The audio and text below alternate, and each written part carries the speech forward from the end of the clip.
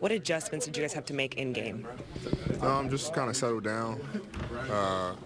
We learned a lot from the previous 2 games, and we didn't want to make those same mistakes. Knowing that they're going to help anytime we get into the paint, and we got to find our shooters with one less dribble than we usually make. So, then we only had 11 turnovers tonight, which is great for us. We want to stay under 12, but we didn't have any self-inflicted plays where we just kind of gave them the ball and let them get on transition. And defense was key. So what was the conversation on the court? What was the focus for you guys tonight? Locking in, locking to the game plan, knowing guys' personnel, knowing that the ball's going to be in Kawhi, PG, and Lou's hand, force them to their they good going both ways, but force them to their weaker hand, and just showing walls so they can't get to the basket, make them take tough shots, no rise up threes, and we did a good job of that. They made some tough shots. Where our help side was there, taking charges and getting a lot of deflections, and that's what we got to continue to do. You've referenced before some of the struggles you guys have had when LeBron steps out. That third quarter stretch, you guys extend the lead without LeBron on the floor. What was key there, and what happened? We're going to need to be able to play without him in the playoffs a little bit when he needs his rest. And so, we getting so much better at it. We're continuing to learn and try to figure out, plays and sets that we can run without him on the floor with the guys that we have in. And also, guys are playing with a lot of confidence, making shots. We're taking a challenge defensively when he's out the game, and it's been working for us. So, when he gets his rest, we all got to step up. What would the playoff series against the Clippers be like? Just like that. Chippy, defensive-minded, scrappy, the best type of game. Coming out of there with bloody lips and scratches, and guys taking charges and guys chirping. Those are the type of games that you live for. The fun games in basketball that every player in his locker room wants, and it was a fun game. Did it feel like a home game, and if you guys did win the playoffs, would that be a big advantage for you guys? We feel like everywhere we go it's a home game. Laker Nation always travels, so they were definitely on our side today. Going forward, how's the series changed psychologically? Going forward, how's it changed psychologically that you guys have now both beaten each other at full strength? It's one game, but like I said, the first 2 games we beat ourselves. We feel like we had both games, and we kind of beat ourselves and gave the game away. Right now it feels good just because we can create a little bit more separation in the standings. They're creeping up on us. So, but it was a good win, especially for a 12:30 game. Sometimes it's not our typical games that we like to play on, but it was a good win for us. You guys turned things around in the third quarter. You guys turned things around in the third quarter, and you've done that multiple times. Is that a characteristic of this team? Just trying to come out in the second half and not let the game get away from us. Down 4, and we remember what we did against Milwaukee. We're going to start the third quarter on an 18-0 run. Right. And we wanted to make sure that we come out with a little bit more offensive intensity and aggression. We didn't shoot the ball well in the first half, and guys shot extremely well in the second half. So guys just came out more aggressive. Last question. Defense with it. Is it for this team to win these last 2 games? How big of an accomplishment would you say it is to win these 2 games against 2 elite teams? We know the type of team that we are. If we don't do things that to beat ourselves, then we feel like we can beat anybody. And like I said, the first time we played Milwaukee and the previous 2 times we played the Clippers, we beat ourselves. And when we don't do that, get a shot on goal every time and don't turn the ball over, then we're a tough team to beat. What did the kind of weekend that LeBron had this weekend, the way he played against Giannis, and then what he did for you guys tonight, what kind of message does that send? MVP. That's it. MVP. Nothing else needs to be said, except from you, Big Game. We're going to go a little Access 360 MVP. on all the goodness from today. MVP. Yeah, I bet he's a part of it. It was a good game. Yeah. I don't get up too much, but this was a big game. Had me in every minute, and it was just a well-played game, and the Lakers deserved it, and they played like champions. They played The second half when you started to take control.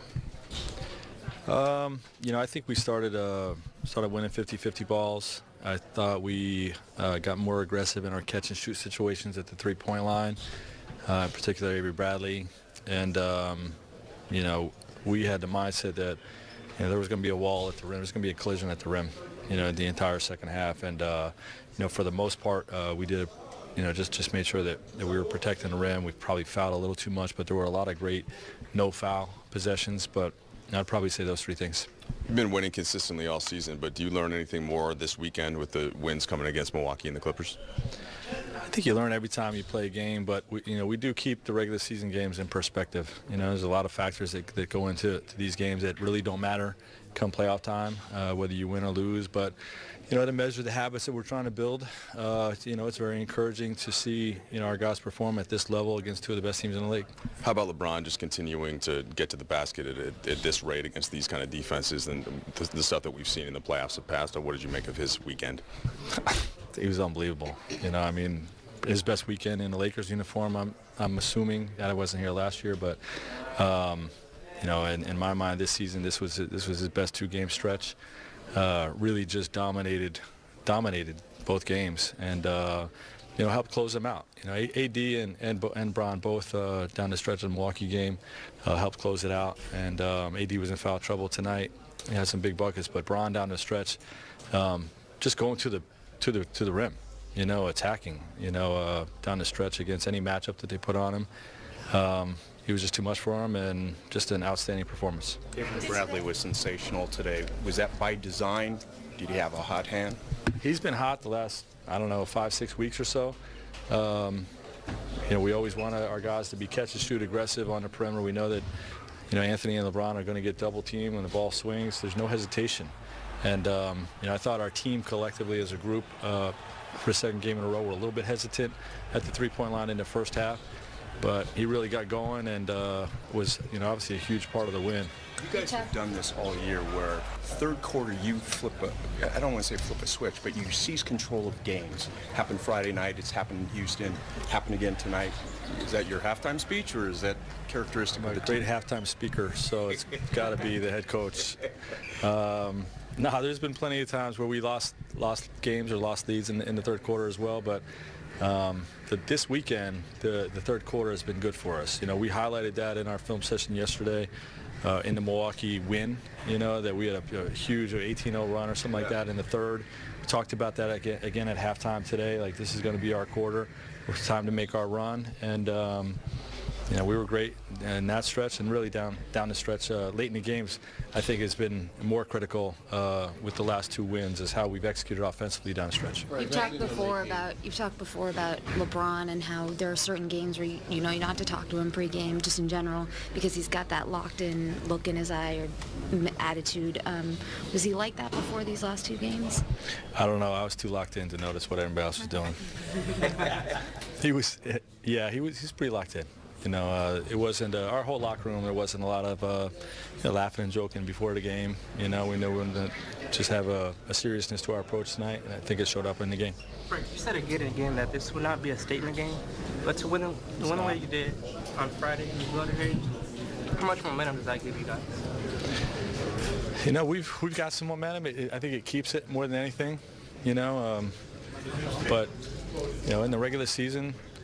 Losses, wins, we wipe out the result and we focus on the lessons we learned in that game, and we try to get better for the next one. We'll take some things we did well, some things we could have done better from this game, all the habits we're trying to build that we know are going to win for us in the playoffs, and that's what this game means to us. Did today almost feel like a home game?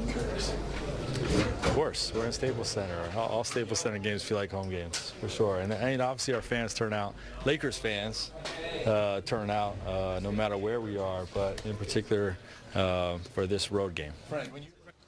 Guys, I want to talk to Avery Bradley a little bit more, and rightfully so. I think we keep talking about him. Brad, you talked about maybe him having a little bit of revenge and that kind of mentality going against the Clippers. And we saw what he was capable in the zone that he's in on the offensive end of the floor. Of course, his season high was 6 threes, 24 points. But one thing we saw early out of him is just that tenacity, that relentless attitude. Against the Sixers, he strips that ball from Al Horford. Today was taking that challenge against a guy who can simply take you out of the game mentally, and Pat Beverly. He didn't back down. Yeah, Pat Beverly has caused a lot of problems for the Lakers over the years. Remember when Lonzo was a rookie, James, and Beverly went right at him, got in his head, really threw him off his game.